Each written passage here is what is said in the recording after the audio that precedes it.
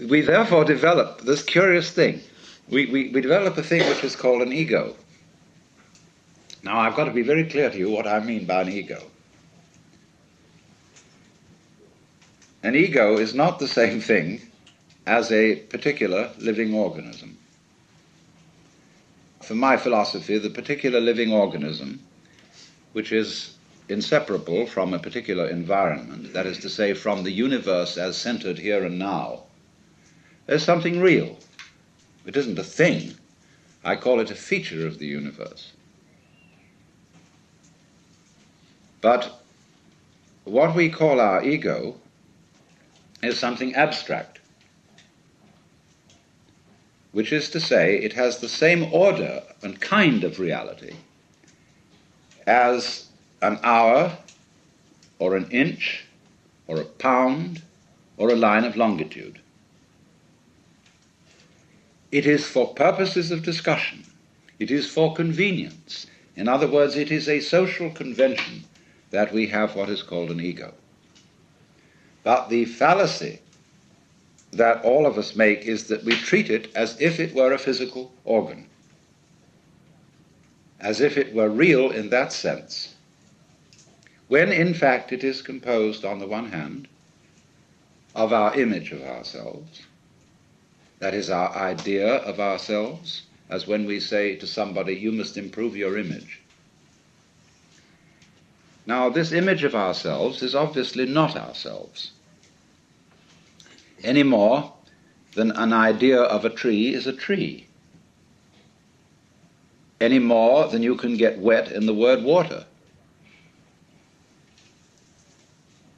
And to go on with, our image of ourselves is extremely inaccurate and incomplete. Would that some God, the gifted gears, to see ourselves as others see us. We don't. So my image of me is not at all your image of me. And my image of me is extremely incomplete in that it does not include any information to speak of about the functioning of my nervous system, my circulation, my metabolism, my subtle relationships with the entire surrounding human and non-human universe. So the image I have of myself is a caricature. It is arrived at through mainly my interaction with other people who tell me who I am in various ways, either directly or indirectly, and I play about with what their picture is of me, and they play something back to me so that we set up this conception. And this started very, very early in life. And I was told, you see, and you were told, that we must have a consistent image. You must be you. You have to find your identity in terms of image. And this is an awful red herring. A lot of the current quest for identity among younger people is a search for an acceptable image. What role can I play? Who am I in the sense of what am I going to do in life, and so on. Now, while that has a certain importance, if it's not backed up by deeper matters, it's extraordinarily misleading. So therefore, on the one hand, there is this image, which is intellectual, emotional, imaginative, and so forth. Now, we would say, I don't feel that I am only an image.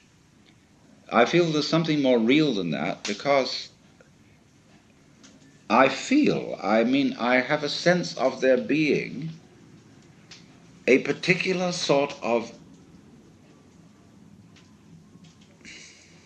how do we say, a center of something, some sort of sensitive core inside the skin.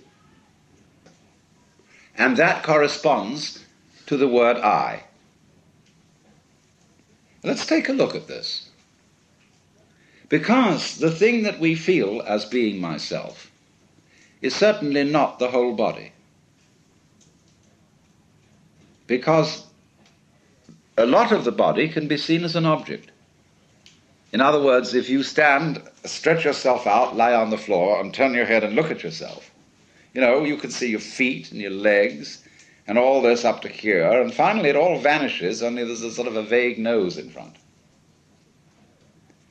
And you assume you have a head because everybody else does, and you've looked in a mirror, and that told you you had a head, but you could never see it, just like you can't see your back.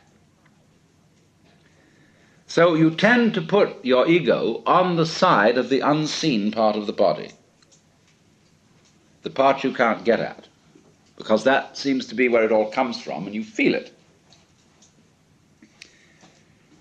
But what is it that we feel? Because if I see clearly, and my eyes are in functioning order, the eyes certainly are not conscious of themselves. There are no spots in front of them, no defects, in other words, in the lens or in the retina or in the optic nerves that give hallucinations. So also, therefore, if my ego, my consciousness is working properly, I ought not to be aware of it as something sort of there, being a nuisance in a way in the middle of things, because your ego is awfully hard to take care of. Well, what is it then that we feel? Well, I think I've discovered what it is. It's a chronic, habitual sense of muscular strain, which we were taught in the whole process of doing spontaneous things to order. When you're taking off in a jet plane, and the thing has gone rather further down the runway than you think it should have without getting up in the air, you start pulling at your seatbelt. Get this thing off the ground. Perfectly useless. So in the same way, when our community tells us, look carefully, now listen, pay attention, we start using muscular strains around our eyes, ears, jaws, hands, to try to use our muscles to make our nerves work, which is, of course, futile. And in fact, it gets in the way of the functioning of the nerves. Try to concentrate. And then when we try to control our emotions, we hold our breath, pull our stomachs in, or tighten our rectal muscles to hold ourselves together. Now pull yourself together! Immediately, what are you to do? What does a child understand by that? He does it muscularly, pulls himself together. This is useless. So everybody chronically pulls themselves together, so that it's so funny, if you get a person that just lie on the floor and relax, but there's the floor under you, as firm as can be, holding you up.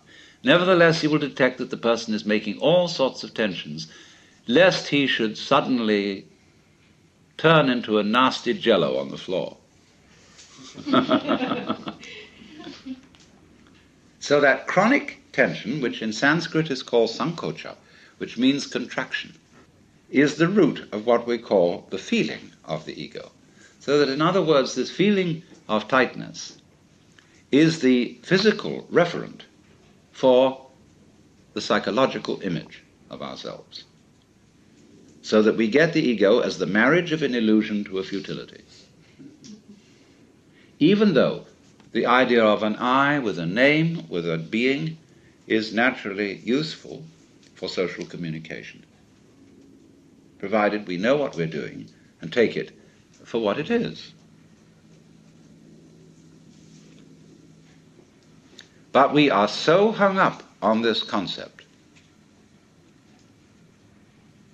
that it confuses us, even in the proposition that it might be possible for us to feel otherwise.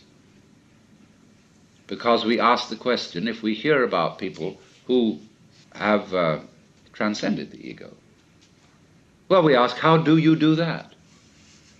Well, I say, what do you mean? You, how do you do that? Because the you you're talking about doesn't exist. So you can't do anything about it, any more than you can cut a cheese with a line of longitude. Now that sounds very discouraging, doesn't it?